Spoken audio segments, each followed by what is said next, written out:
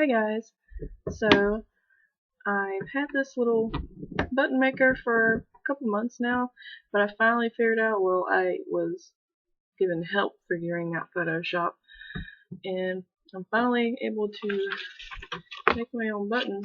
So I figured I would do a review. I mean, maybe not a review, just like showing you how it works. I really like this machine because it comes with, for one, a 1-inch die.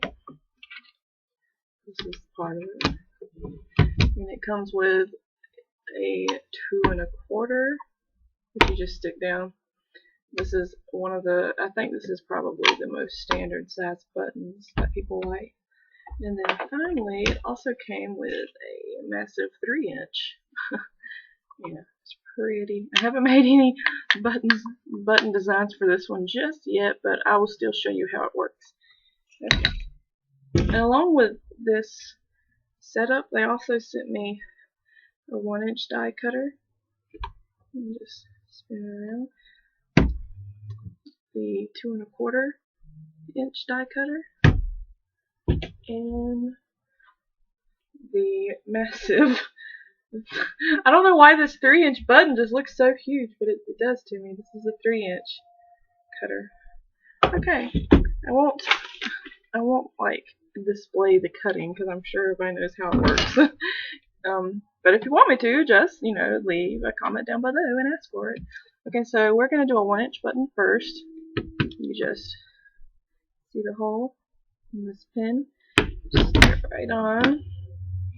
And it has a, well, I've probably set it somewhere.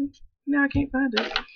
But, let me see. It has a little pin that goes in here to hold it secure. But I'm not going to put it in, I'm just making one piece right now, so I'll show you. But anyway, they also sent me all the blanks, the shells, and everything for it. Okay, we're going to do the 1-inch first. So what you do is this little orange part is where you begin. You put your shell in, and then your artwork, cute little pin-up girl, and then your mylar, and then you take this top part, it comes apart, and there's 2 pieces, and this is in all of them, so I won't go through it again, but you put it down like this into the die, and then the first one you do, the tall part is standing up, and you just spin that sucker around. Okay, and then we'll go ahead and put in, this is the back, because with the little 1 inches, they come with these little pins that you just push in yourself, or you can also get, they sent me just a few of these, I guess, as a sample, but a little magnet. I think the magnets are adorable. But anyway, you put it in like this, not like that, like this, into the silver part here. And then you'll see the artwork came with me. And with these 1-inch buttons, you really don't have to bother and worry about lining up the art. So now we're going to turn it this way. Spin it back around. And there's our button.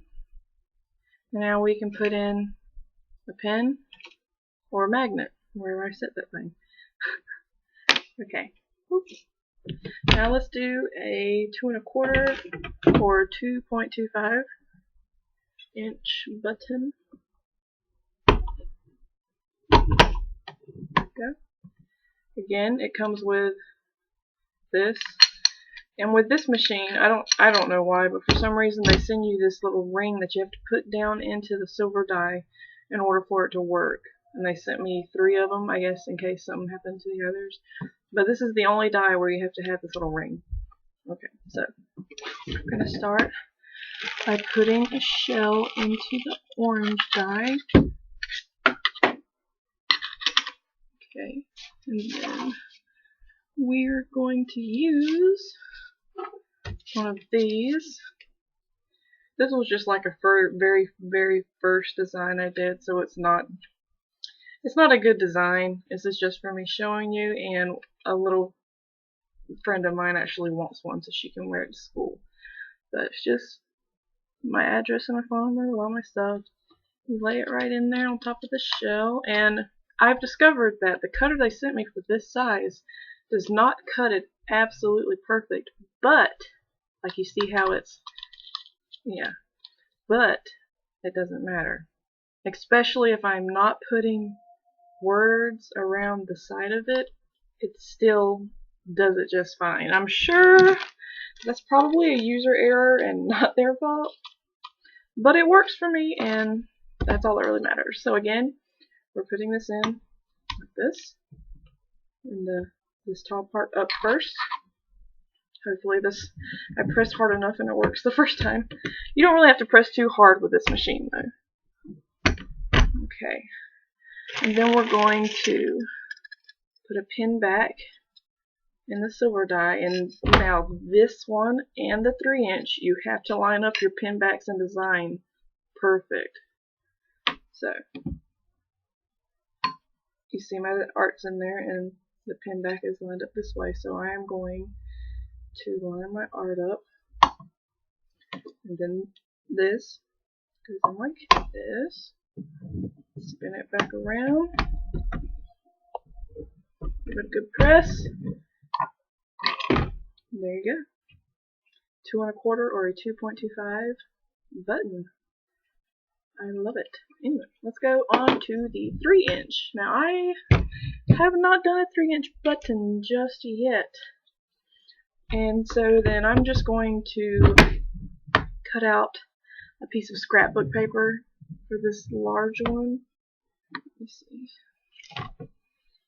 Oh, one second, I'm gonna go grab my shell as well. Sorry I can't edit yet, guys, so just bear with me.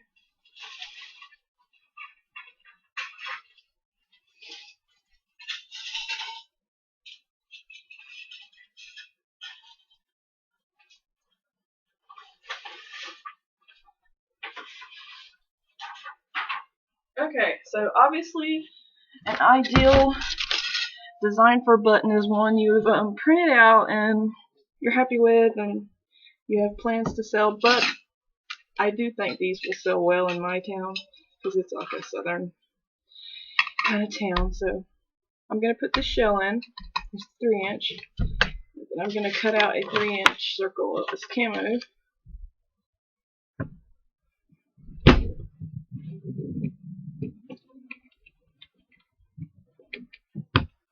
Now I am cutting on a cutting mat. No. That cutter, I must not have done it hard enough. Let's try one more time.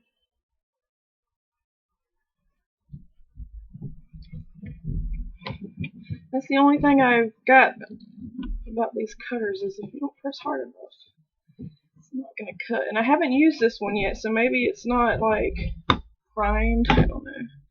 Did that cut it? There we go. That's better. Yeah, it's not perfect. I'm actually trying to find one of those massive hole punches, but they're like $200 something. Oh, hold on.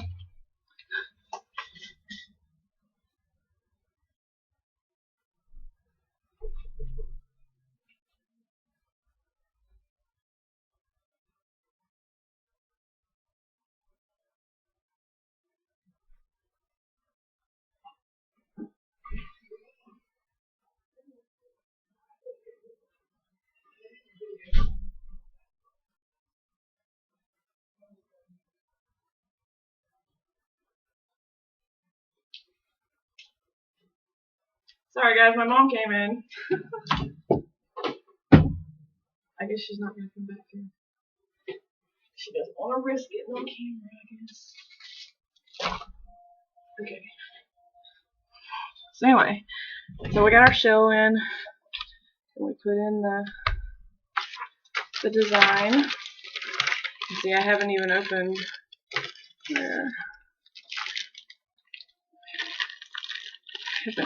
the Mylar for this 3-inch.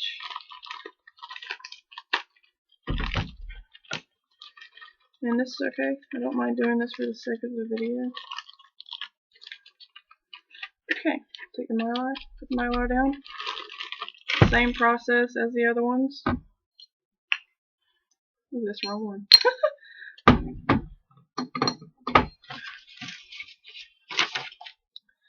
So, first, aim it up.